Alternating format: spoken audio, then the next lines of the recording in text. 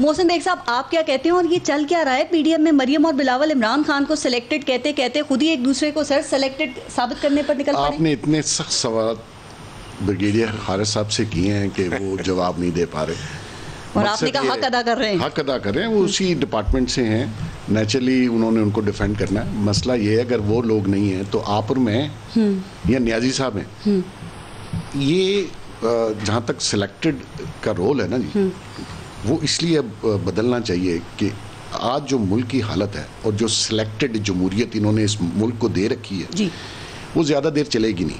वो इसलिए नहीं चलेगी कि मुल्क जिस नहज पे पहुंच गया है, इस रियासत के सर्वाइवल का मसला है। आपको कहीं ना कहीं आके फैसला करना पड़ेगा। ये जो आप एडवेंचरिज्म करते हैं, एक्सपेरिमेंट करते हैं, कभी इसको ला कभी उसको ला, कभी उसके पीछे कभी उसके पीछे, ठीक, इसको ख़त्म करें, मेरिट पे चलने दें इस मुल्क को।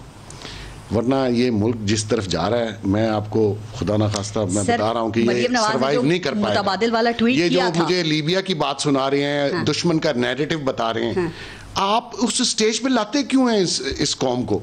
आप उसको चलने दें। अगर आपने जमहूरियत चलानी है तो फिर जमहूरियत रखें। ये सिलेक्टेड जमहूरियत जो है, और उसमें मैं नहीं कहता कि उनका कसूर है। पीपल्स पार्टी सिलेक्ट नहीं होना चाहते, सब होना चाहते हैं, सब होना चाहते हैं। देखिए मसला ये आ रहा है कि अगर ये इंस्टीट्यूशन इंडिपेंडेंट रहते और ये प्रोसेस को आप चलने देते, इलेक्शन का देखिए, इलेक्शन आपने जेबी में किया, गिलगित बल्तिस्तान में मनूवर कर लिया, एक सीट से आप ले गए उसको 22 सीटों पे। अभी आजाद कश्मीर का इलेक्शन है, फिर जनरल इलेक्शन।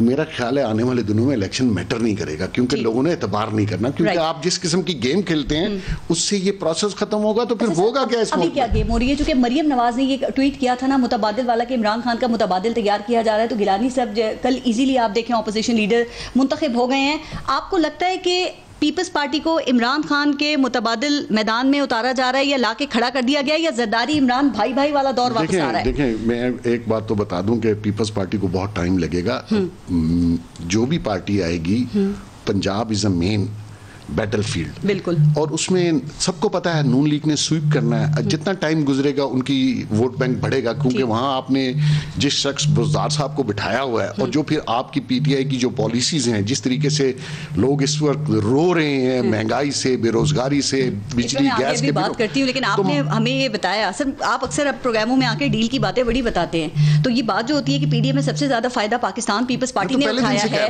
ये जरदारी साहब की वजह से, उनकी शख्सियत का असर है, या फिर मियां साहब की अना और जिद का मसला है? सर नहीं, इस देखिए, मैंने बहुत क्रिटिसाइज किया है जब नून लीग की गवर्नमेंट थी। मैं ओपनली, मेरा ख्याल में शायद ही कोई जर्नलिस्ट इतना ओपन बोलता होगा।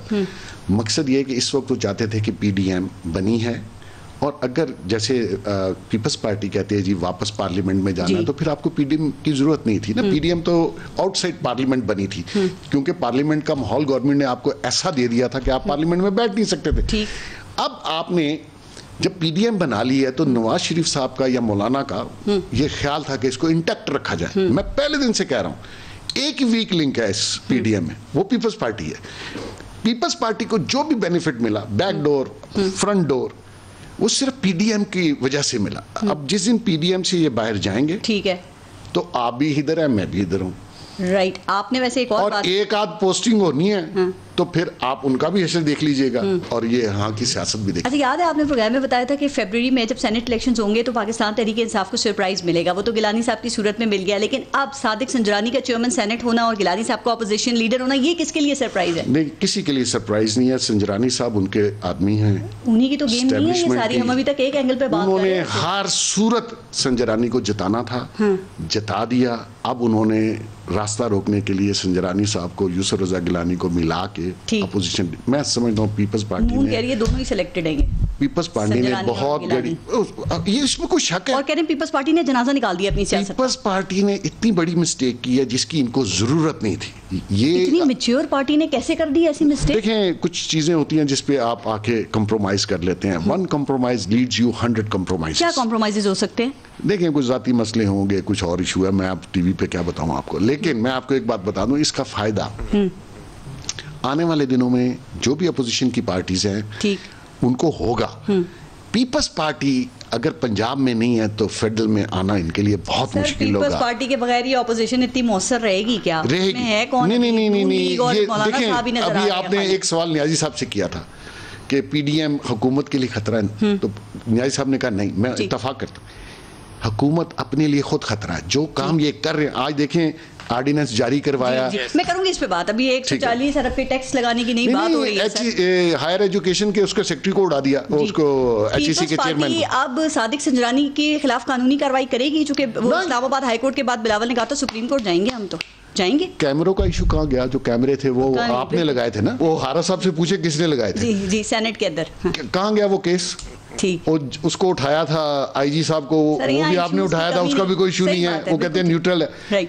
मकसद ये है कि रियासत अगर अपने लोगों से धोखा करेगी तो वो रियासत के नुकसान में जाएगा। न्याजी साहब, क्या आप मोहसिन बेग साहब से एग्री करते हैं? और दूसरी बात, अब जरा मुझे पीडीएम के फ्यूचर के बारे में बताइएगा सर, आपको क्या लगता है? एक तो पीपल्स पार्टी ने क्या नून लीग पे एतमाद और एतबार करके सर ये बड़ी गलती की है, और पीडीएम की गाड़ी क्या अब लंबी चलती नजर आ रही है? लॉन्ग मार्च और धरने की नौबत आ सकती है या उससे पहले ही तहलील हो जाएगी?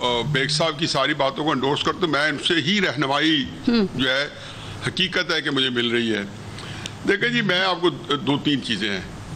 पहली बात तो यह है कि एक करेक्शन हो जाए, वो मेरे ख्याल में ब्रिगेडियर साहब वो खुर्शीद शाह की तकरीर का जिक्र कर रहे थे जो उन्होंने असेंबली में जाके की थी as a leader of the opposition. ऐसे इत्तेजाज नहीं की थी, इत्तेजाज का कोई रोल नहीं था। खैर एनीवे, ये इतनी इशू नहीं है। देखिए, क्राइसिस वक्त यह है कि पाकिस्तान के अंदर ब्रिगेडियर साहब, अगर ये काम इतना अच्छा होता ना जो एस्टेब्लिशमेंट कर रही है, खुदा गवाह है कि आप इसको डिफेंड करते।